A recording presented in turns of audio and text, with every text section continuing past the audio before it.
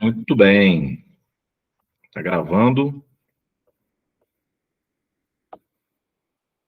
Então, nós vamos começar a nossa aula.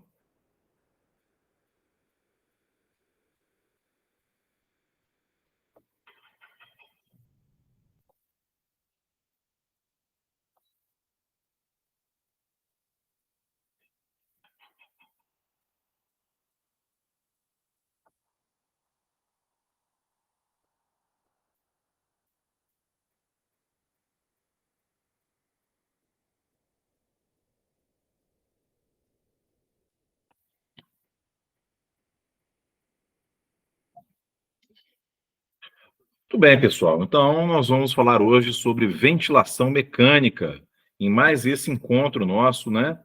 Google Meet, agora com aulas ao vivo e também gravadas do nosso MyFenta. Nós estamos aqui permitindo a entrada de vários colegas, já estamos gravando.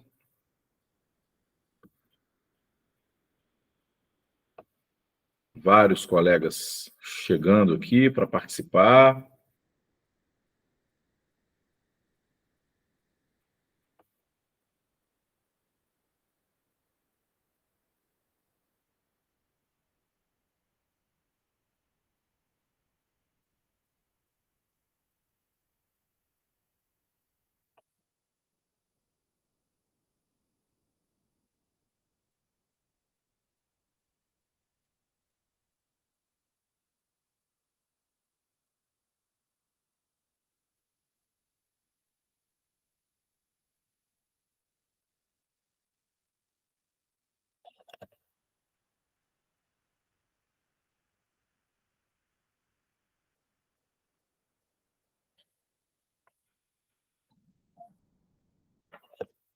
O pessoal está acabando de chegar, vamos aceitando aqui.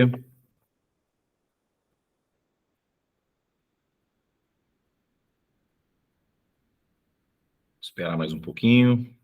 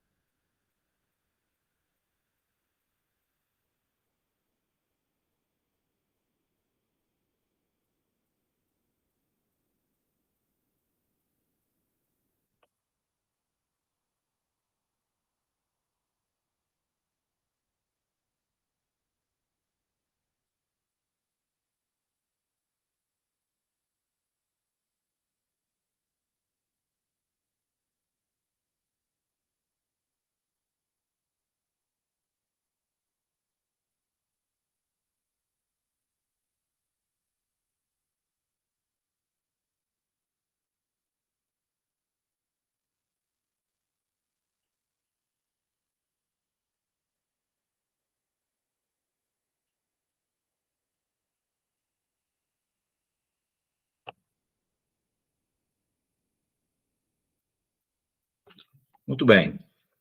A partir de agora, nós vamos dar sequência aqui e o pessoal que não entrou assiste a gravação, tá, gente?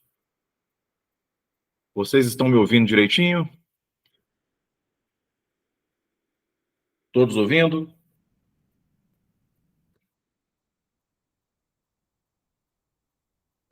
Sim. A imagem também está legal? Tudo ok. Vamos lá, então. Então, sejam todos muito bem-vindos a mais essa aula da mentoria MyFenta, né? Aula Google Meet, ao vivo, onde a gente interage com os nossos mentorandos com temas relevantes, né? Sempre associados à terapia intensiva, anestesiologia clínica, né? E de interesse a todos os médicos anestesiologistas, residentes em anestesiologia e também acadêmicos, já do sexto, sétimo período para frente, que em breve irão enfrentar plantões de porta de hospital, emergencistas, hospitalistas e também terapia intensiva. Eu sou o Vinícius Larroca Vieira, portador do título superior em anestesiologia desde 2013 e fundador do canal Fenta News. Bom, o que é ventilação mecânica, pessoal? A ventilação mecânica nada mais é do que a aplicação de uma pressão em vias aéreas que vai gerar uma ventilação alveolar. Traduzida pela equação abaixo, né, a pressão transpulmonar, ela vai ser a pressão alveolar menos a pressão pleural. Em condições fisiológicas, a pressão intrapleural, né, pela ativação da musculatura da ventilação, principalmente diafragma, ela é negativa. E na medida que o nosso tórax vai se expandindo, a pleura visceral e parietal se afastam, gerando uma negatividade que se transmite até o alvéolo. E assim, o ar entra. A inspiração é, portanto, um processo ativo. Quando a inspiração chega ao fim, por um controle bulbar, do centro inspiratório bulbar, o pulmão, graças à sua elasticidade e à complacência da caixa torácica, ele vai voltar ao seu tamanho original e, com isso, nós temos a expiração. Então, do ponto de vista fisiológico, nós temos a inspiração, processo ativo, onde essa pressão transpulmonar é gerada pela negatividade do espaço intrapleural, que se transmite até o alvéolo, que literalmente suga esse ar presente no ambiente. Quando a gente está inalando o ar do ambiente, estamos respirando uma fração inspirada de oxigênio, um percentual de oxigênio de 21%, ou, se preferirem falar em fração inspirada, de 0,21. Tá? É a quantidade de oxigênio que nós temos. Ao contrário, na ventilação mecânica, esse processo ele é quebrado.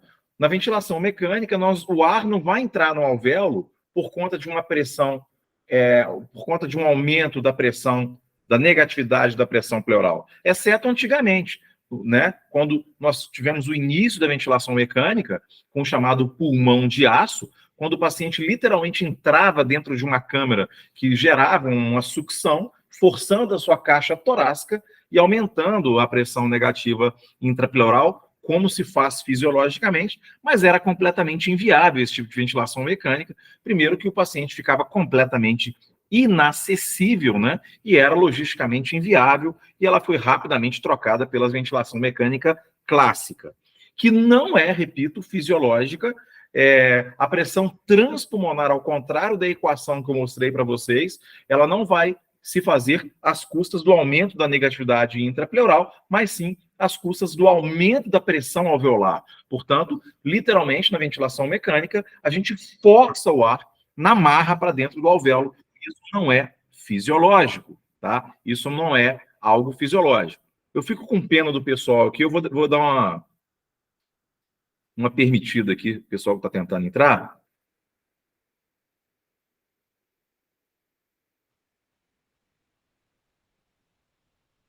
Mas eu não vou ficar parando muito não, tá, gente? Porque a aula é gravada e a gente não pode ficar aguardando muito tempo. Ok? Toda vez que eu saio, eu fico preocupado aqui. Tá tudo bem com o som, com a imagem? Tudo tranquilo. Então, a ventilação mecânica moderna, ela literalmente, dentro daquela equação da pressão, que vocês podem ver aí na segunda linha, transpulmonar, a pressão não se faz, esse aumento da pressão transpulmonar, por aumento da negatividade intrapleural, mas literalmente a gente força o ar para dentro do alvéolo, então ela se faz por um aumento da pressão alveolar.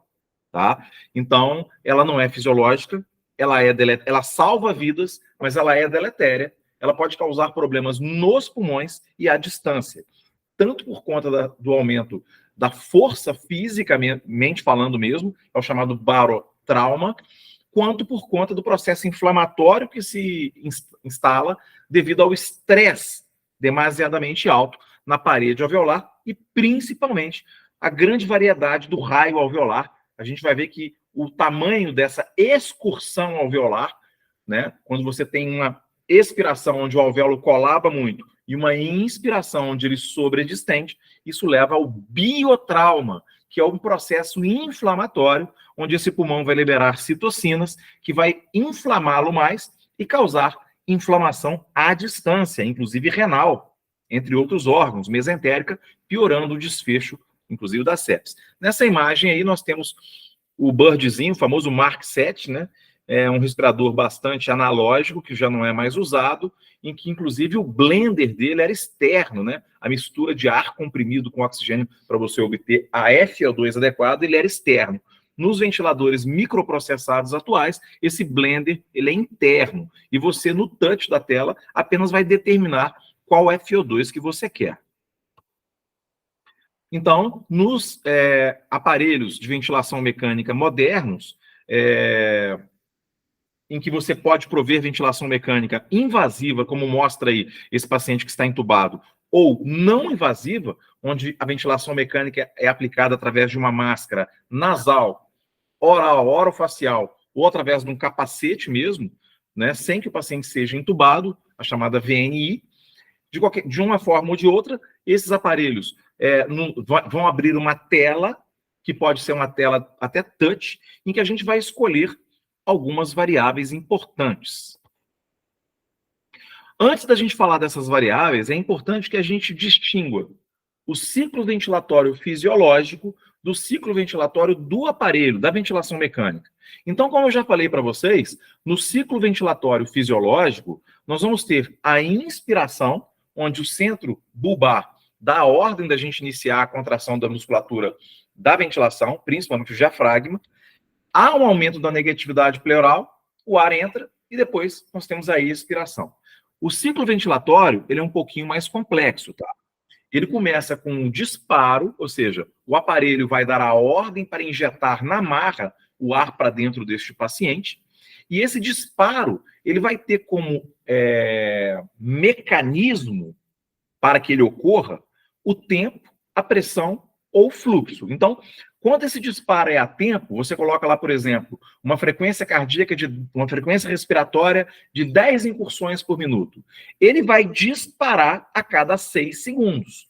Se ele está ventilando a 10 incursões por minuto, ele não quer nem saber. A cada 6 segundos, ele vai mandar o ar para dentro dos pulmões.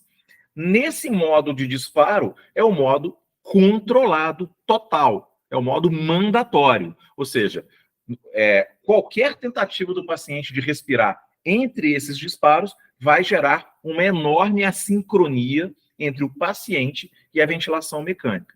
Esse modo mandatório, puro, total, é o modo mais frequentemente utilizado em anestesiologia. Uma boa parte dos aparelhos aceitam o modo VCV e PCV, assisto controlado, mas nós temos ainda nos grotões, né, do Brasil, nós sabemos que a gente vive num país muito heterogêneo, onde o dinheiro não está distribuído de maneira igual. Então, no interior, em muitos pontos do nosso país, a ventilação mecânica que nós temos, ela é simplesmente mandatória total. Você vai colocar a frequência respiratória e ele vai disparar de 6 em 6 segundos. Você coloca lá 15 incursões por minuto. 60 segundos dividido por 15, a cada 4 segundos ele vai disparar. Ok?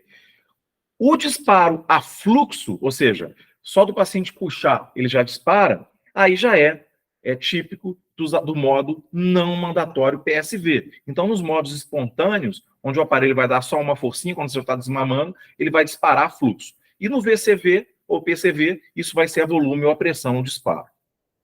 Bom, uma vez que ele dispara, o ar entra para dentro dos pulmões, né?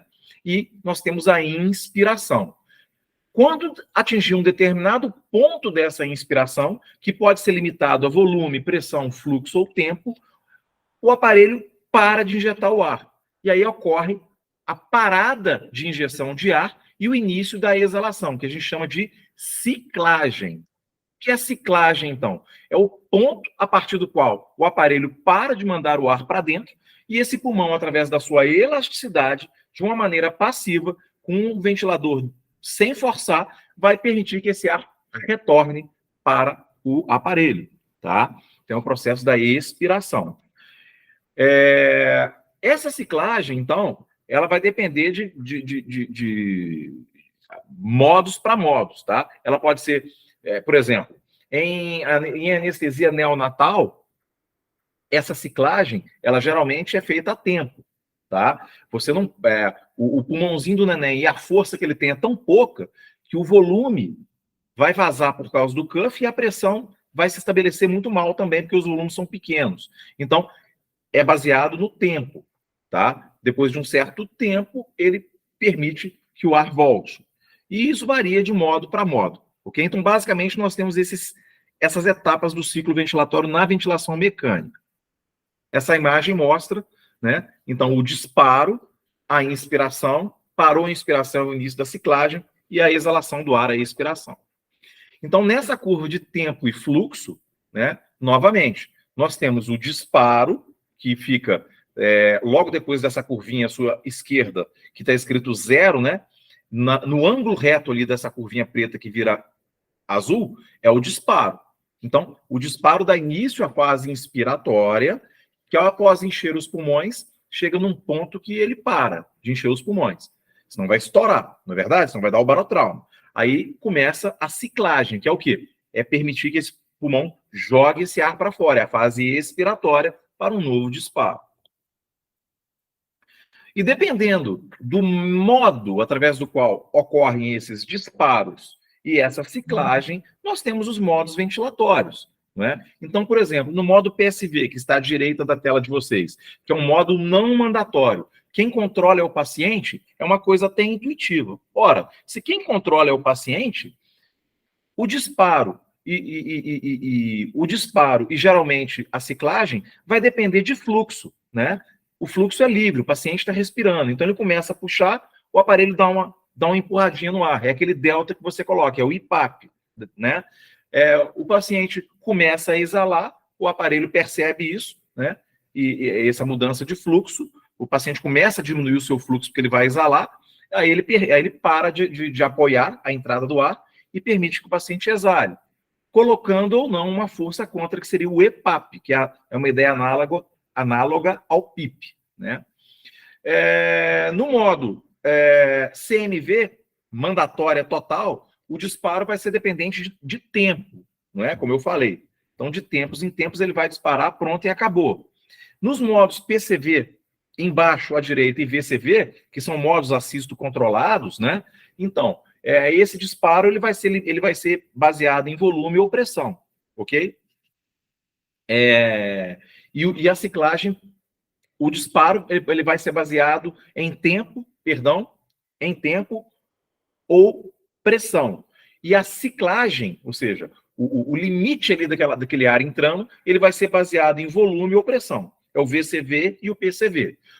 Qual que é melhor, Vinícius? O controlado a pressão ou controlado a volume? O modo assisto controlado, que os nossos drag, os nossos aparelhos de anestesia mais modernos têm. Qual que vai ser melhor? O que promove uma ciclagem controlada a pressão ou a volume? Os dois têm prós e contras, pessoal. Quando você tem uma VCV, onde você está controlando a volume, você tem que ficar cuidado se esse pulmão ficar pouco complacente, de você não atingir pressões de pico muito altas. E no modo PCV, né, limitada a pressão, se esse pulmão ficar muito duro, vai hipoventilar, porque ele está sendo limitado a pressão. Então, no que é limitado a volume, ele pode começar a exagerar demais na quantidade de ar que entra. Porque você coloca aquele volume, ele vai mandar aquele volume para dentro. No controlado da pressão, você pode acabar hipoventilando esse paciente se o pulmão ficar duro, porque ele só vai até aquela pressão. Por exemplo, você colocou ali, eu quero um modo limitado à pressão, como mostra esse abaixo e à direita, de 25 centímetros de água. Ele vai mandar ar para dentro do pulmão até atingir um pico de 25. Se esse pulmão começar a ficar duro, ou porque você não fez o relaxante muscular, ou porque ele está com broncoespasmo, o paciente vai começar a hipoventilar, não é? E fazer hipercapnia. Ao passo que, se é limitado a volume, né? E você coloca lá, ao invés de 25 de pico, você vai, como é volume, você vai determinar o volume corrente. Coloca lá 500 de volume corrente. E que esse 500 de volume corrente está resultando num pico de 20. Se esse pulmão começar a ficar mais duro, ele vai mandar os mesmos 500 ml de volume corrente, só que o pico vai passar de 30, pode dar um barotrauma. Então, o calcanhar de Aquiles do modo limitado a volume é o barotrauma. O calcanhar de Aquiles do limitado a pressão é a hipoventilação e a hipercapnia. Tá? E esses modos não mandatórios, como CPAP, BIPAP, PSV, nós temos ideias análogas a PIP, né? O EPAP desses modos, ou o suporte pressórico, ele tem uma ideia análoga à PIP, da ventilação mandatória, que é o quê? É a força que o aparelho faz na hora que o paciente está passando da fase da ciclagem. Então, na hora que o paciente está começando a exalar, esse verdinho do meio aí, o aparelho continua fazendo uma força que é a PIP, que impede o colabamento dos alvéolos. Ela recebe o nome de PIP nos modos mandatórios e nos modos não mandatórios, espontâneos, como PSV, CPAP e BIPAP, recebe o nome de pressão de suporte ou EPAP. Muda o nome, mas a ideia é a mesma, tá? Ok? Muito bem, pessoal. Vamos seguindo aqui, então.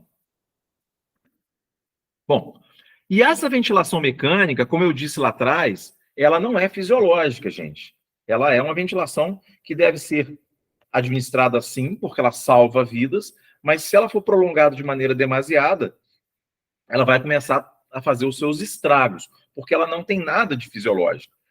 Ela não manda o ar para dentro porque ela aumenta a negatividade intrapleural. Ela inverte o processo, ela força o ar para dentro do alvéolo. Então, ela não é fisiológica. Ela pode causar, como mostra aí, um barotrauma, pode causar, está escrito biografia, é um erro de grafia, tá? É biotrauma, ou seja, a liberação de citocinas pela excursão exagerada dos alvéolos, e isso pode salvar, mas pode também agravar o desfecho. Então, é muito importante as táticas de ventilação mecânica protetora. E quando a gente olha para uma tela, né, do ventilador, nós vamos escolher aí a PIP, nós vamos escolher o volume corrente, a FO2, né? O que a gente tem que fazer para a gente estar dentro dos critérios de ventilação mecânica protetora? Pessoal, gravem o seguinte: ventilação mecânica protetora é aquela ventilação mecânica que, primeiro, tende a fazer o repouso alveolar, ou seja, vai insuflar pouco e não vai permitir que ele retorne até colabar. Ora, para insuflar pouco, para inspirar pouco, eu posso dar volumes correntes altos, igual a gente fazia antigamente, de 10, 15 ml por quilo de peso? Não, não posso. Então, as recomendações é que a gente faça baixos volumes correntes. Então, nós vamos calcular o peso ideal desse paciente, não é o peso absoluto, e vamos dar aí em torno de 6 a 8 ml por quilo de peso de volume corrente. Ok? E nós vamos fazer igual fazíamos antigamente, de não ligar para o PIP? Também não. A gente tem que colocar um PIP entre 5 e 10, geralmente, centímetros de água, para que na hora que ocorra a ciclagem e ele comece a expirar, esse alvéolo não pode colabar até o final, porque essa variação do raio não pode ser muito grande. Ele tem que insuflar pouco e voltar pouco. Insuflar pouco e voltar pouco. É o conceito do repouso alveolar. Com isso, nós vamos ter menos barotrauma e vamos ter menos biotrauma. Tá? Geralmente, então, a gente coloca uma frequência respiratória inicial de uns 18 para adulto. A gente coloca uma fração inspirada de oxigênio de 100%, até a gente acabar de controlar tudo no aparelho. E depois nós temos que buscar uma fração de 0,4, porque o oxigênio em excesso, ele produz peróxido de hidrogênio, pode lesar o pulmão. Vamos colocar uma PIP inicial entre 5 e 10, uma PIP de 8, 7, uma PIP razoável, ok? E o volume corrente, nós vamos colocar um volume corrente entre 6 a 8 ml por quilo de peso. Então, um volume corrente inicial de 450 ml, em média para adultos, é um bom número, de uma maneira geral. Então, uma FO2 inicial de 1 ou 100%, um volume corrente de uns 450, uma PIP entre 5 e 10, ok? Tanto em UTI quanto em ventilação mecânica nossa do dia a dia. Está provado que isso melhora o desfecho, tá? Esses critérios de ventilação protetora. Tá legal, pessoal? Vinícius, beleza. Quer dizer, então, que eu tenho que tomar cuidado, eu não posso deixar esse alvéolo insuflar demais, e a PIP, ela tem que ter um certo valor. Eu não posso ventilar o paciente zipado, com 0 de PIP. Tem que ser entre 5 e 10. É aquela forcinha que o aparelho faz contra a exalação do ar, mantendo o ar dentro do alvéolo para ele manter a integridade. Tá. Mas que valor é esse? Então, esse valor da nossa PIP e do nosso volume corrente, ele tem que ser um valor tal, pessoal, em que respeite o chamado driving pressure, O que é o driving pressure?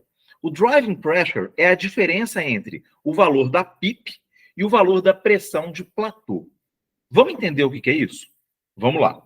Olha só, vocês concordam comigo que quando a gente injeta ar dentro do pulmão do paciente e a gente vê no nosso aparelho uma pressão de pico de 30 centímetros de água, vocês concordam comigo que essa pressão representa o final da inspiração? Concordam, né? E vocês concordam também que essa pressão de 30, ela é resultante da pressão num momento muito pontiforme, muito limitado, de todo um ciclo ventilatório que é muito grande? Pois é. Só que essa pressão, ela está presente em diferentes valores, em diferentes complacências, desde o momento que esse ar sai do ventilador, passa pelas traqueias, passa pelo tubo e chega até o alvéolo. Não é verdade? Imagina vocês têm uma rolha no tubo. A pressão de pico vai estar alta, mas esse ar nem chegou no alvéolo ainda. Então a gente tem que ter uma ideia dessa pressão em todo o ciclo respiratório, e não apenas num único ponto, que pode ser sujeito a muitas confusões, que é a pressão de pico. Para isso, a gente tem que calcular a pressão do platô, que é a média da pressão da via aérea e que reflete mais a realidade da pressão alveolar. Como é que calcula a pressão de platô, como mostra a imagem aí, que é essa parte que está retinha? Basta a gente fazer uma pausa inspiratória. Então, logo depois da inspiração, existe um botão nos ventiladores da UTI que chama pausa inspiratória. Você dá uma pausa inspiratória de meio a 1 segundo e aparece essa pressão de platô, que vai te dar um valor. No caso aí está de 30, tá? O que é o driving pressure? É a diferença desse 30, tá vendo? Tá batendo lá no eixo em 30, para a PIP, que está em 5. Ora, ela tem, no caso aí, essa pressão de platô, esse driving pressure está muito alta, porque está dando 25. A literatura recomenda que o driving pressure deve ser de 15 centímetros de água para baixo. Do contrário, a gente está muito esse alvéolo. Ok, pessoal?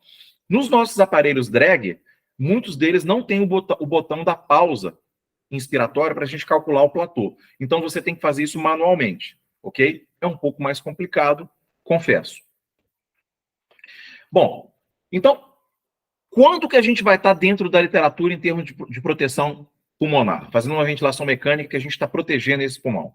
Olha, quando a gente está trabalhando com FO2 baixa, com volume corrente baixo de 6 a 8, com PIP moderadamente alta, mas não muito alta, entre 5 e 10, ok? E com driving pressure abaixo de 15, tá? Então, uma pressão de platô abaixo de 30 e uma PIP aí em torno de 5 a 10. De tal forma que essa diferença tem que ser de 15 para baixo. De tal forma a permitir um repouso alveolar e até mesmo uma hipercarbia permissiva, já que esse alvéolo não vai estar sendo ventilado com tanto vigor. Vinícius, mas a hipercarbia permissiva é deletéria? Não, não é deletéria, pelo contrário, ela é muito benéfica, tá? A hipercarbia permissiva, ela vai levar a uma desinflamação do pulmão, a um efeito Bohr, que é o deslocamento da curva de dissociação da oxihemoglobina para a direita, onde você vai ter uma entrega melhor desse oxigênio. Quando essa hipercarbia permissiva começa a atingir uma acidose abaixo de 7,25 nas suas gasometrias de controle, é hora de rever, tá? É hora de você aumentar a ventilação desse paciente, melhorar o volume minuto dele, que é a ventilação, né, o volume corrente vezes a frequência respiratória, para depurar mais esse CO2. Então, ou você vai aumentar um pouquinho a frequência respiratória, ou você vai aumentar um pouquinho o seu volume corrente para melhorar o volume minuto, que, repito, é a multiplicação da frequência respiratória vezes o volume corrente. Vinícius, eu posso fazer sempre essa hipercarbia permissiva? Eu posso fazer sempre a aplicação de altas PIPs? Eu posso fazer sempre todos os elementos dessa ventilação protetora? Não, nem sempre a gente vai poder fazer. Por exemplo, PIPs muito altas em pacientes descompensados da pressão intracraniana podem acabar de piorar essa pressão intracraniana. PIPs demasiadamente altas em pacientes com instabilidade hemodinâmica, em que você ainda não ressuscitou, você ainda não entrou com droga, podem agravar esse paciente. Da mesma forma, quando você realiza a hipercarbia permissiva em pacientes com hipertensão intracraniana, você vai causar uma vasodilatação cerebral e agravar essa hipertensão. Ou paciente com hiperpotassemia, insuficiência do ventrículo direito, acidose metabólica grave, como mostra o final desse quadro, você vai agravar também. Então, existem as limitações. Muitas vezes, em UTI, a gente tem que andar no fio da navalha. De um lado, você protege o cérebro, melhora a hemodinâmica. De outro lado, você exerce os pilares de uma ventilação protetora, tá? Então, como mostra essa imagem, a estratégia protetora vai levar em conta o modo ventilatório, volume corrente, a fração inspirada, a pressão de platô, a frequência respiratória e a PIP, né? As manobras de recrutamento alveolar jamais devem ser manuais. Essa ideia de você ficar forçando na bolsa é péssima, tanto em anestesiologia clínica como em terapia intensiva. Está provada que piora o desfecho. Se você quer combater microtelectasias e recrutar esse pulmão, que você faça de maneira paulatina, aumentando devagar essa PIP, tá?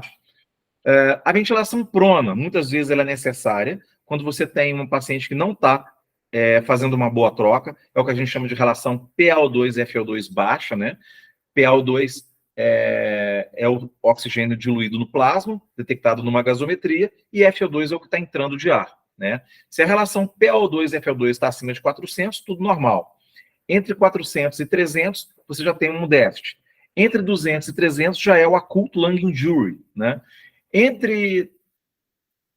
Abaixo de 200 aí, né, nós já temos uma franca SARA, síndrome do desconforto respiratório agudo, e se permanecer insistentemente abaixo de 150 ou abaixo de 100, essa relação PaO2-FO2, a gente começa a pensar em ECMO, né, onde uma máquina vai substituir o pulmão, ok? Então, é todo um processo. Nós vimos muito isso, inclusive, na questão da Covid.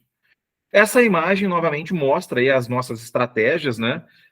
Nós temos na primeira fila, na primeira linha, a clássica ventilação protetora, onde a pressão de platô, que é aquela que a gente calcula com a pausa inspiratória, tem que estar abaixo de 30, uma PIP ajustada aí entre 5 e 10 nessa faixa, uma FO2 inicialmente alta, depois vai diminuindo, não é?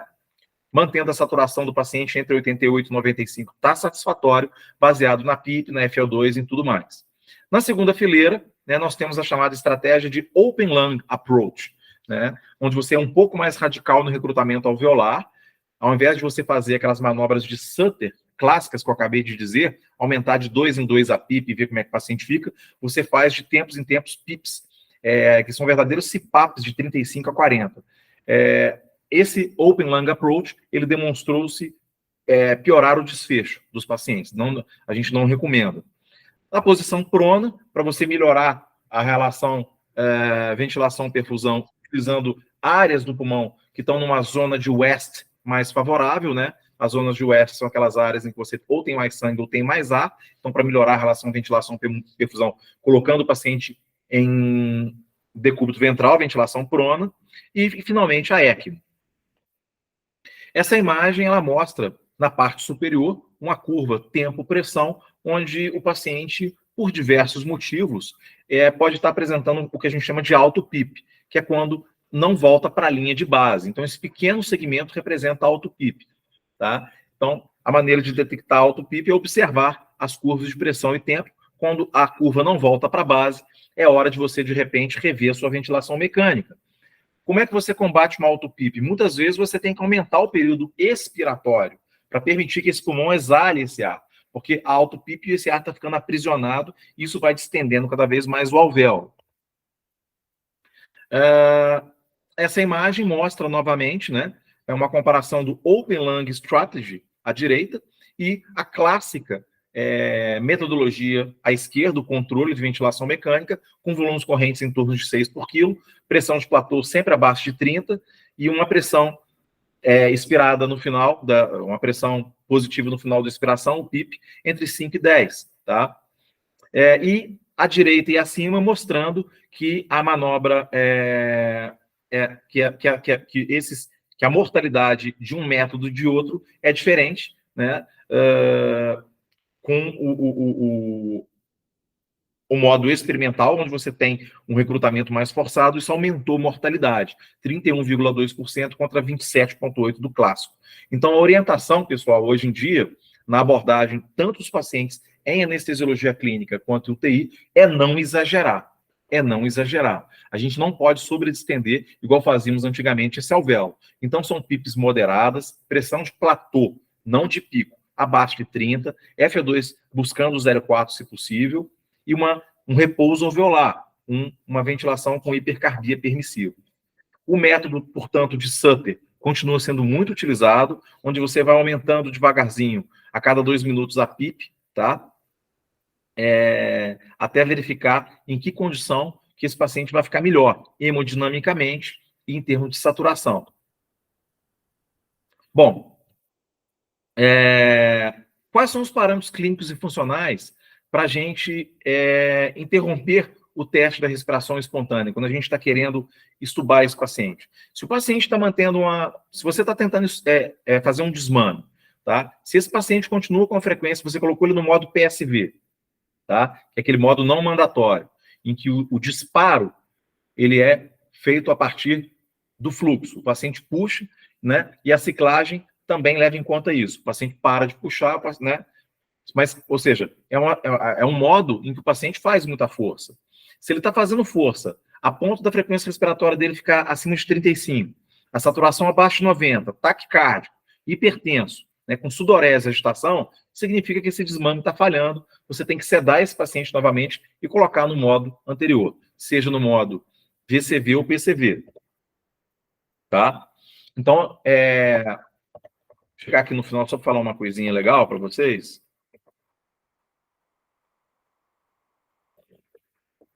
Então, assim, essa última imagem fala a mesma coisa, né? A estratégia ali, que essa figura ficou um pouco fora de lugar, por isso que eu peguei. Que a gente vai entrar em pediatria, tá? Então, se a troca gasosa...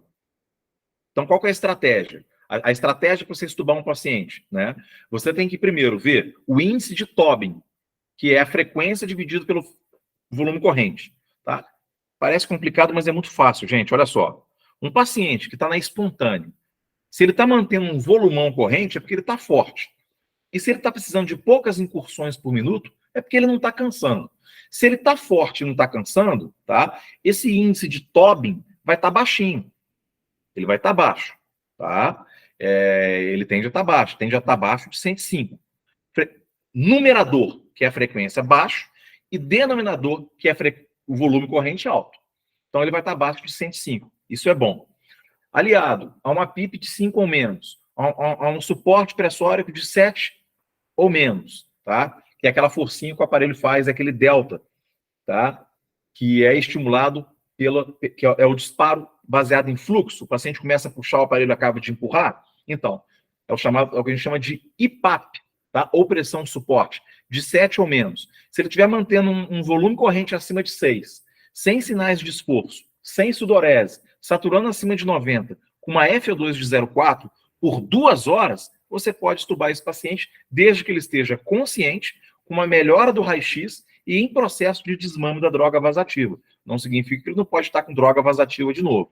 Então, repetindo, né? Aquela imagem que a gente estava lá atrás que eu puxei.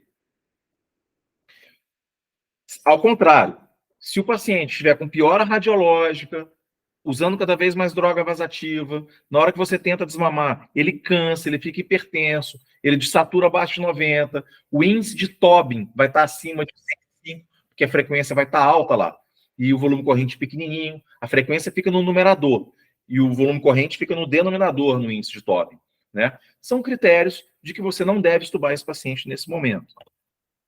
Bom, agora nós vamos, para terminar a nossa aula, falar um pouquinho de ventilação mecânica em pediatria. Pessoal, o primeiro aspecto é que a criança não é um pequeno adulto, tá? E o neonato não é uma pequena criança. Existem peculiaridades fisiológicas e anatômicas muito características de cada faixa etária.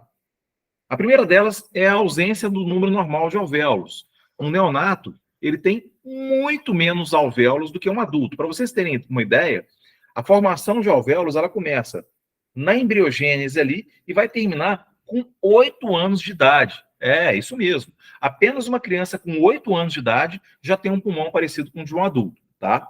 Então, a gente tem que tomar muito cuidado com a questão da ventilação mecânica, porque a reserva deles é pequena. Ausência ou má qualidade do surfactante. Está escrito errado aí. Surfatanto. Até que eu gostaria de estar surfando agora, mas aqui em Juiz de Fora, apesar de ser perto do rio, aqui a gente não pode deixar o carro na rua, não, que tem maresia, entendeu? porque aqui nós estamos no quintal do Rio de Janeiro, nós somos carioca do Brejo. Eu gostaria de estar surfando tanto, né? Mas não, é surfactante, tá? Então, os prematuros, crianças que nascem com menos de 37 semanas completas, ou tem pouco surfactante, ou esse surfactante é de má qualidade. Então, eles agem diminuindo a tensão superficial do alvéolo, ora, se não tem, esse alvéolo vai colabar mais e o trabalho vai ser maior, ele vai entrar em fadiga mais fácil. Eles têm bronquíolos com a secção transversal menor. Então, quem lembra da lei de Poiseuille sabe que o fluxo laminar torna-se turbilhonado nessa situação e, inclusive, ele depende, a resistência à passagem de um fluxo numa secção transversal depende do raio elevado à quarta potência. Então, se eu diminuo pela metade o tamanho do raio desse brônquio, a resistência vai aumentar 16 vezes. É isso mesmo, tá? Então, eles têm uma secção transversal menor, muito mais resistência. Muito importante, ausência de comunicação entre os alvéolos. Olha que legal. Os canais de Martin, de Lambert e poros de Kohn, presentes em adultos e crianças acima de 8 anos ou crianças mais velhas, são ausentes em neonatos, tá? E lactentes de tenra idade. Então, você não tem comunicação nem entre as estruturas pulmonares terminais, tá? Antes do alvéolo, nem entre os alvéolos. Qual que é o problema disso, pessoal? O primeiro problema é o seguinte: num adulto, se eu tenho uma obstrução de um pequeno bronquíolo que iria chegar até um alvéolo, não tem problema, porque eles se comunicam, tá vendo? Então o ar pode fazer o outro caminho, ok? Esse é o primeiro problema. E o outro problema é o seguinte: se eu estou ventilando com muita força, esse alvéolo da esquerda, não tem problema. Se a pressão nele aumentar muito, ele equilibra de pressão com o alvéolo do lado. A criança não tem nenhuma coisa nem outra. Então, se ela faz uma micro-rolha, ela faz a telectasia mais rápido. E se você ventila com força, o pulmão dela estoura mais fácil, tá? É um problema muito sério. Uma outra questão é que eles têm um estreitamento em nível da cartilagem cricoide, tá? Então, a cartilagem cricoide da criança, como mostra a imagem à direita da tela de vocês e abaixo, né? Ela não é cilíndrica, ela é em forma de cone, parece um tem a forma de como se você estivesse preparando um cafezinho, né? Se está no seu plantão ali, vai preparar um café, tem a forma de um coadorzinho, né? Tá vendo? Ao contrário da laringe do adulto, que é cilíndrica. Qual que é o problema disso, gente? O ponto de maior estreitamento da laringe de uma criança, da traqueia de uma criança ali, é a cartilagem cricoide. Por isso, a gente não pode usar cuff em crianças de baixa idade. Qual que é o problema disso? Vazamento. Então, é por isso que em anestesia neonatal, quando você entra dentro de uma UTI neo, eles não ventilam em modo limitado a volume, porque vaza. Não fazem VCV, é sempre PCV, tá? Limitada a pressão. Porque se você for fazer controlada a volume, o aparelho não consegue identificar o volume, porque ele vaza, o sensor do aparelho não percebe. Beleza? Muito bem. E, finalmente, nós temos a questão da ausência de força, né? A criancinha é muito sarcopênica, o posicionamento das costelas estão muito ainda horizontalizados, ela não ventila bem, então ela não tem força para puxar o ar. Então o disparo, tá? Ele tem que ser ou a tempo ou a fluxo, tá? E a ciclagem tem que ser a tempo por conta disso. Essa imagem mostra o que eu falei dos alvéolos e do surfactante, tá? Desde o período embrionário até a idade de 8 anos, né? O surfactante começa a ser produzido em torno de 24 a 26 semanas, ok? E por isso que a gente fala que uma criança, teoricamente, é viável a partir de 24 semanas. Antes disso, a gente está na fase ainda chamada canalicular, não entramos na fase sacular ainda, e na fase canalicular é praticamente inviável, tá, a vida. Antes dela é a fase pseudoglandular e embrionária. Tá? Então, nós pegamos crianças viáveis no final do período canalicular e início do período fetal sacular, onde os alvéolos começam a amadurecer mais, graças à presença do surfactante, que diminui a tensão superficial. Né? Então, com isso, crianças viáveis do ponto de vista de terapia intensiva, são aquelas a partir de 24 semanas. E muito importante, os alvéolos não param de se desenvolver depois que a criança nasce. Uma criança só vai terminar o amadurecimento total do número de alvéolos aos 8 anos de idade. Por isso, a ventilação mecânica em pediatria é também diferente da ventilação mecânica em adultos. Bom, essa imagem ela mostra para vocês o número de incursões por minuto de um lactente de 30 a 60. Então, quando a gente vai fazer uma ventilação mecânica de um bebezinho, a gente não vai pensar em colocar 12, 18, tem que ser de 30 para cima, né, gente? E assim, de maneira subsequente. Essa imagem, ela mostra algo muito interessante, tá? Em ventilação mecânica em adultos, o próprio filtro que a gente usa, bacteriostático, ele tem um mecanismo de aquecimento desse ar, tá? Ele tem a capacidade de reter calor.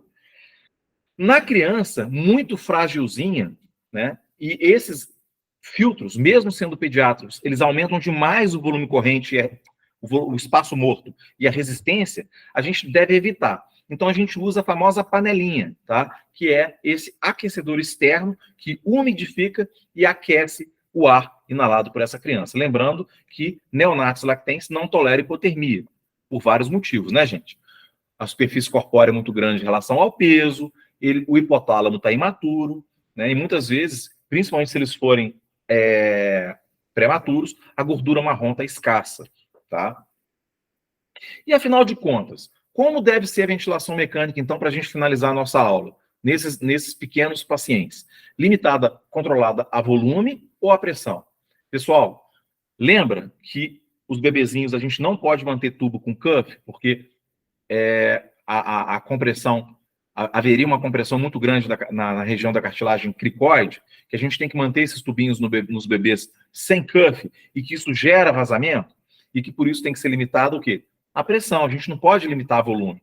Não pode controlar volume e ventilação mecânica nesses bebezinhos, porque o aparelho não tem sensibilidade suficiente para detectar o ar, porque vaza a todo momento. Então tem que ser a pressão, tá?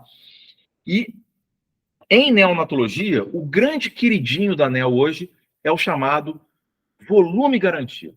Então, até então, se fazia limitada pressão, um modo especial de limitada pressão, só que agora eles estão fazendo uma modalidade tipo mesmo limitada a volume, só que é volume garantido. O que é isso? O aparelho tem um software mais complexo, ele mantém uma pressão constante nas vias aéreas, mas que entrega um volume ideal para aquele peso daquela criança. Por que isso? Por que não a pressão mais? Pelo seguinte, lembra que eu falei que o tórax da criança é muito complacente? Sarcopênico, com as costelas muito horizontalizadas e tudo? Então, portanto, como o tórax é muito complacente, o valor de pressão, para saber se a gente está causando sobredistensão nesse pulmão, ele fica falseado, porque é uma caixa torácica que aceita muito bem pressão. A caixa torácica complacente do bebezinho, muito molezinho. Então, a gente tem que ter como parâmetro o volume. É por isso que o queridinho da ANEEL hoje, em termos de modalidade ventilatória, é o volume garantido, VCV com volume garantido. E geralmente a gente faz aí em torno de 3 a 4 ml, 3 a 5 ml por quilo de peso de volume. Tá bom, pessoal? Bom, o que eu queria falar para vocês era isso. O assunto, ele é um assunto bastante complexo, é um assunto muito amplo, mas o nosso objetivo aqui é um objetivo de nortear vocês para o estudo, né? De saber aonde vocês estão pisando, ok? E com isso, podemos cada vez mais evoluirmos dentro do assunto de ventilação mecânica. Tá? Então, foi um prazer muito grande estar com vocês aqui nessa aula. Eu vou pedir para vocês que façam as perguntas no ambiente do MyFenta, ok? Então, os mentorandos façam as perguntas no MyFenta que a gente vai respondendo e a gente pode passar a semana inteira debatendo. Tá legal, pessoal? Um grande abraço para vocês, foi um enorme prazer estar com vocês.